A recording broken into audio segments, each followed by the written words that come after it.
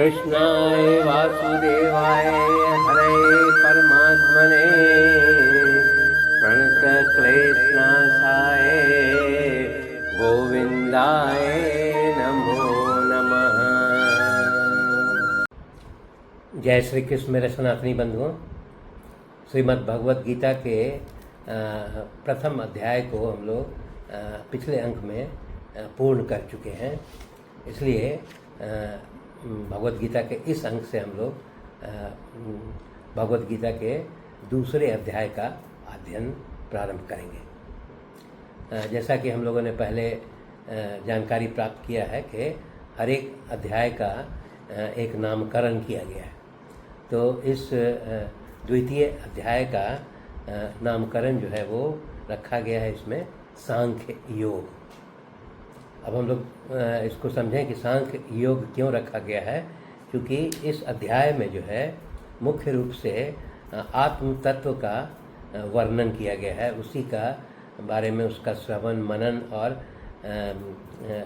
निजी ध्यानासन इत्यादि, अर्थात इस अध्याय में जो है आत्मा का जो है वो उसी के बारे में उसका चिंतन मनन किया गया है। इसीलिए इसका नाम जो है रखा गया है वो सांख्य योग रखा गया है। तो इस सांख्य योग में जो है अर्थात प्रथम अध्याय में कुल 72 श्लोक हैं। तो इसको हम लोग आज से प्रारंभ करेंगे और सबसे पहले प्रारंभ करेंगे हम लोग श्लोक संख्या 1 से।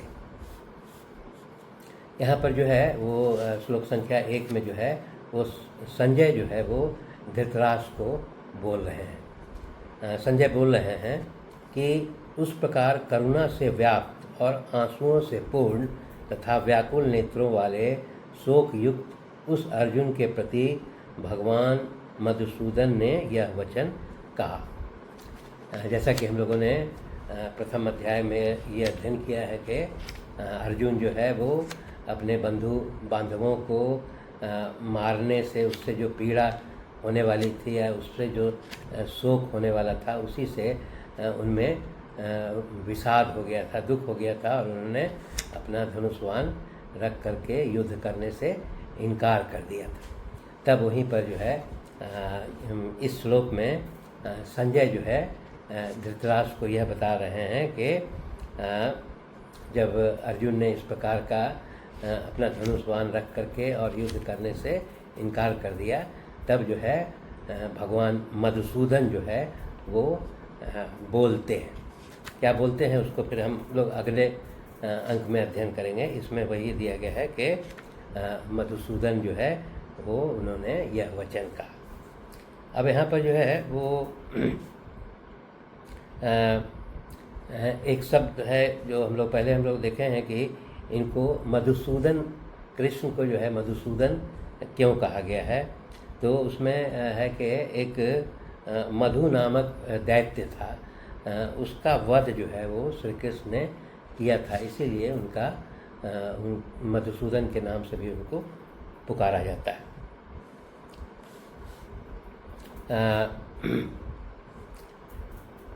यहाँ पर जो है ये भी है कि दिया गया है कि संजय जो है वास्तव में धृतराष्ट्र से यह कहना चाहते हैं कि अभी भी समय है, आप जो है पांडवों से संधि कर लें, जिससे कि आपके अन्य सभी परिवार के सदस्यों का वध जो है वो रुक जाए। यहाँ पर फिर से यह बात दोहराना आवश्यक है कि ये जो धृतराष्ट्र और संजय के बीच में जो संवाद हो रहा है, जो श्रीमद् भगवद गीता के रूप में हम लोग अध्ययन कर रहे हैं, वो वास्तव में जो है ये जो सवाल जो धृतराष्ट्र करते हैं, उस समय वो महाभारत का युद्ध जो है वो 10 दिन का पूर्ण हो गया है और भीष्म पितामह जो है वो मृत अवस्था में वानसैया पर लेटे हुए हैं। उस समय ये वार्तालाप हो रही है। तो उसी में वो मधुसूदन जो है वो क्या बोलते हैं उसको हम लोग दूसरे श्लोक में अध्ययन करेंगे। दूसरा श्लोक संख्या 2। श्री भगवान बोले, हे अर्जुन, तुम इस असमय यह मोह किस हेतु से प्राप्त हुआ है? क्योंकि न तो यह श्रेष्ठ पुरुषों द्वारा आधारित है, न स्वर्ग को देने वाला है और न कीर्ति को करने वाला ही है। भगवान श्री कृष्ण अर्जुन से बोल रहे हैं कि ये असमय मतलब कि जब युद्ध क्षेत्र में दोनों पक्ष की सेनाएं जो है युद्ध के लिए तैयार है, वो यह पूछते हैं अर्जुन से कि इसको सही समय नहीं बताते हैं, और वो पूछते हैं कि तुमको ये किस प्रकार का मोह जो है प्राप्त हुआ है। वो यह कहते हैं कि ये श्रेष्ठ पुरुषों का गुण नहीं है, और यह भी बोलते हैं कि ये जो तुमको मोह हुआ है, इसके कारण न तो तुम्हें स्वर्ग की प्राप्ति होगी और न कीर्ति ही प्राप्त होगी। इस प्रकार का जो है वो भगवान कृष्ण अर्जुन से बोलते हैं। तो कहने का ये मतलब है इसमें कि ये जो कायरता और विषाद जो है जो अर्जुन ने व्यक्त किया, वो बताना चाहते हैं कि इस युद्ध के आरंभ के अवसर पर ये उपयुक्त नहीं है। तो वही भगवान श्री कृष्ण जो है बोलते हैं कि इस समय जो असमय युद्ध के मैदान में जो तुम्हें मोह प्राप्त हुआ है, वह न तो श्रेष्ठ पुरुषों के लिए है और न ये स्वर्ग देने वाला है और न ये तुम्हारी कीर्ति को बढ़ाने वाला है। तो इस प्रकार जो है वो भगवान श्री कृष्ण अर्जुन से कहते हैं। इसके पश्चात श्लोक संख्या 3। फिर भगवान श्री कृष्ण ही बोल रहे हैं अर्जुन से, इसलिए हे अर्जुन, नपुंसकता को मत प्राप्त हो, तुझसे यह उचित नहीं जान पड़ती। हे परंतप, हृदय की तुच्छ दुर्बलता को त्याग कर युद्ध के लिए खड़ा हो जा। अर्थात फिर ये भगवान श्री कृष्ण अर्जुन को कहते हैं कि ये जो तुम्हें असमय जो है शोक और मोह उत्पन्न हो गया है, तो वो बोलते हैं कि ये इस प्रकार जो है ये नपुंसकता का द्योतक है, और वो बोलते हैं कि ये युद्ध स्थल में इस प्रकार का नपुंसकता प्रदर्शित करना वो जो है उचित नहीं जान पड़ता है। इसीलिए वो बोलते हैं, हे परंतप, माने इस हृदय की दुर्बलता को त्याग दो और युद्ध के लिए खड़े हो जाओ, मतलब युद्ध के लिए तैयार हो जाओ। अब यहाँ पर जो है एक शब्द आया है अर्जुन के लिए, पार्थ। तो चूँकि हम लोगों ने पहले अध्ययन किया कि अर्जुन की माता कुंती का बचपन का नाम पृथा था, और ये पृथा जो है वो वीर पुत्री थी।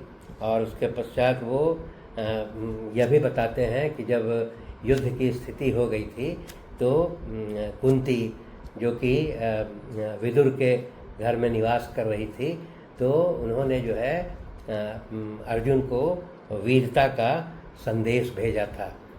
अर्थात जो है उन्होंने संदेश दिया था कि अगर तुम्हारे अधिकारों का हनन हो रहा है तो तुम्हें अवश्य युद्ध करना चाहिए। तो भगवान श्री कृष्ण वही बताना चाह रहे हैं कि तुम उस वीर माता कुंती के पुत्र हो, इसलिए इस प्रकार की निर्बलता और नपुंसकता तुम्हारे लिए शोभा नहीं देती है। तो इस प्रकार जो है फिर वो यह बोलते हैं कि तुम इस वीर माता की पुत्र हो, परंतु ये तुम्हारी जो दीनता वाली स्थिति है, जो तुम ये बता रहे हो कि तुम्हारे शरीर के रोंगटे खड़े हो रहे हैं, बदन काँप रहा है और गांडीव गिरा जा रहा है, ये तुम्हारे लिए उपयुक्त नहीं है क्योंकि तुम जो है एक वीर माता के पुत्र हो। अच्छा, यहाँ पर जो है एक शब्द आया है अर्जुन को परंतप नाम से भी भगवान श्री कृष्ण संबोधित करते हैं। तो परंतप का क्या अर्थ है, इसको हम लोग देख लें। जो अपने शत्रुओं को ताप पहुँचाने वाला हो उसे परंतप कहते हैं। इसीलिए वो अर्जुन को परंतप के नाम से, क्योंकि वो शत्रुओं को ताप पहुंचाने वाले हैं, इसीलिए उनको परंतप के नाम से संबोधित करते हैं। यहाँ पर यह उनको भी याद दिलाते हैं कि तुम जो है निवात कवच नाम के जो दानव थे उसको तुम लोगों ने तुमने पराजित कर दिया था, इसीलिए वो यह कहते हैं कि तुम शत्रुओं को पराजित करने वाले, उन्हें ताप पहुंचाने वाले हो, इसलिए वो परंतक कहते हैं अर्जुन को। और फिर वही समझा करके वो बताते हैं कि तुम जैसे वीर पुरुष को जो है इस प्रकार की तुच्छ दुर्बलता जो है तुम्हारे लिए उचित नहीं है। इसके पश्चात श्लोक संख्या 4।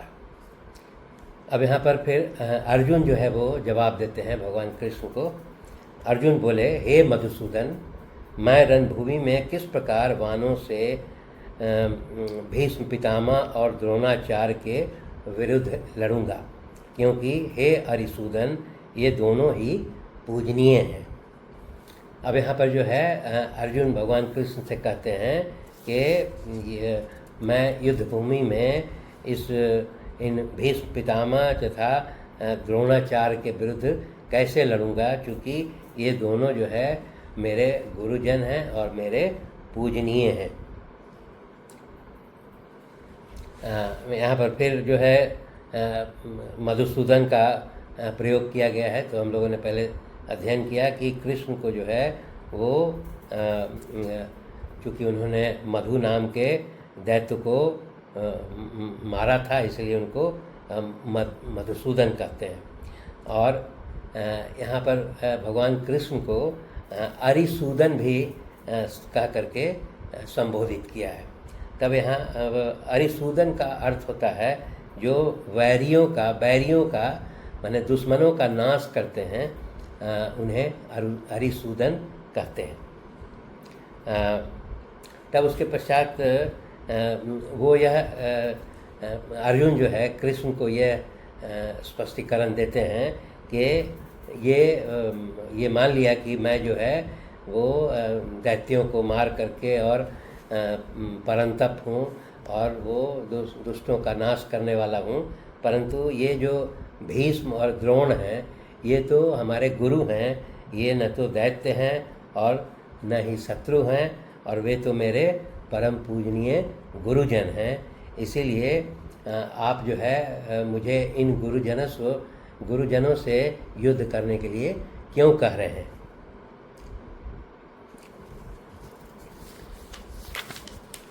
इसके पश्चात जो है श्लोक संख्या 5।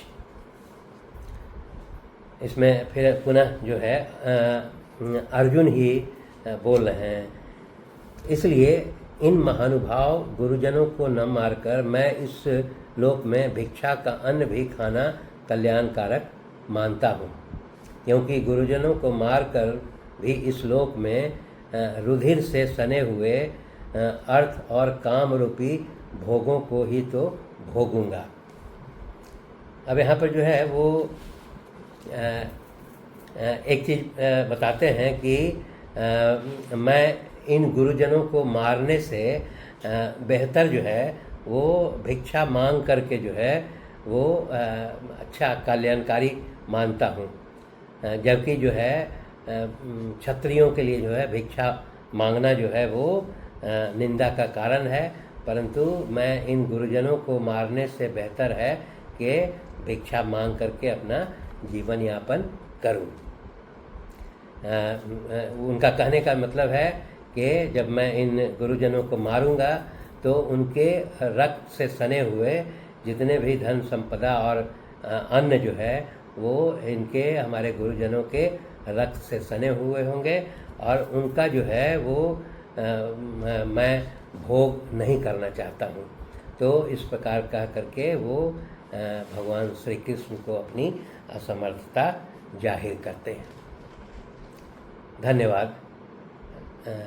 शेष श्लोक अगले अंक में।